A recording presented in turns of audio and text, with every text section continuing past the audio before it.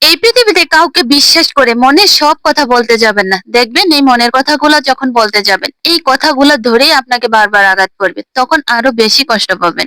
Hello viewers, কি অবস্থা সবার? আলহামদুলিল্লাহ আমরা ভালো আছি।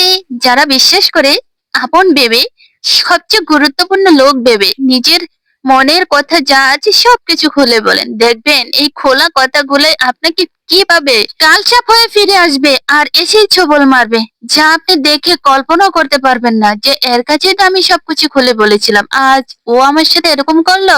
কিছু কষ্ট, কিছু দুঃখ, কিছু ভালোবাসা, কিছু স্মৃতি যা আছে নিজের কাছে রেখে দিবেন। কখনো এগুলো কারোর সাথে শেয়ার করবেন না। যদি শেয়ার করেন, ওই দুর্বল জায়গাটা ধরে আঘাত করবে, যাতে আপনি ওর প্রতি বেশি দুর্বল হয়ে যান। পরে নিজেই আফসোস করতে থাকবেন, কেন বলতে গেলাম আপন ভেবে সবকিছু, যার কারণে আজকে আমার এই অবস্থা। সবাইকে নিয়ে একসাথে থাকবো, তারপরও কিছু মনের কথা কাউকে বলতে যাব না। যাকে বলতে যাব সেই দেখবে কালচাপ হয়ে গেছে। কিছুদিন ভালো থাকবে, সামনের অবস্থা যে কি হবে, সে যে আমার কি ভালো থাকবে না খারাপ থাকবে, সেটা একমাত্র সৃষ্টিকর্তাই বলতে থাকে। কারণ মানুষেরও কিছুক্ষণ পর পর পরিবর্তন হয়। বাবা মাকেও একটা কথা যদি বলেন যে কাউকে বলিয়েন না বাবা মা, এটা আমার জন্য ভালো হবে, কিন্তু দেখবেন বাবা মারা ওইটাও হজম করতে পারে না। ওটা আরেক ছেলের কাছে বলে, নাহলে আরেক মেয়ের কাছে বলে যে ও তো এটা বলেছে।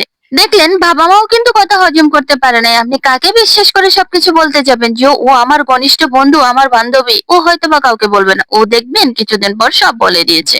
পৃথিবীতে যারা সত্যিকারে ভালোবাসে তারা একমাত্র সত্যের জন্য সবকিছু করতে পারে, আর যারা সত্যিকারে ভালোবাসে না তাদের উদ্দেশ্যই থাকে অন্যটা। তো আজকে রান্না করে নিচ্ছি হাড্ডি। হাড্ডির সাথে কি কি দিচ্ছি তাই তোমাদের এখানে দেখিয়ে দিলাম। সবগুলো মশলা এড করে, মাংস সমস্ত মশলা এড করে দিয়ে তারপরে এখন এটা মেখে নিচ্ছি। পেঁয়াজটা হালকা ব্লেন্ডারে দিয়ে আমি একটু থেতো করে নিয়েছি, একবার ভালো করে পিষে নিয়ে নেই, হালকা একটু পিষে নিয়েছি। তো সে পানিটা একসাথে দিয়ে তারপরে হচ্ছে সুন্দর মেখে নিচ্ছি। এখন এটা দিয়ে দিব হচ্ছে প্রেসার কুকারে দিয়ে 2-3টা সেচ দিয়ে নেব, তাহলেই কিন্তু মাংসটা সিদ্ধ হয়ে যাবে। এভাবে রান্না করলে একটু তাড়াতাড়ি হয়, কিন্তু চুলাতে দিলে অনেক বেশি সময় লাগে, হতেই চায় না। তাই আমি সবসময় মাংস রান্না করলে প্রেসার কুকারে দিয়ে সিদ্ধটা করে নিই, এখান থেকে তারপর আবার চুলাতে দিয়ে ভালো করে জাল করে একটা তেল গরম করে বাগার দিয়ে নিই, তাহলে খাবারের টেস্টটা অনেক বেশি বেড়ে যায়।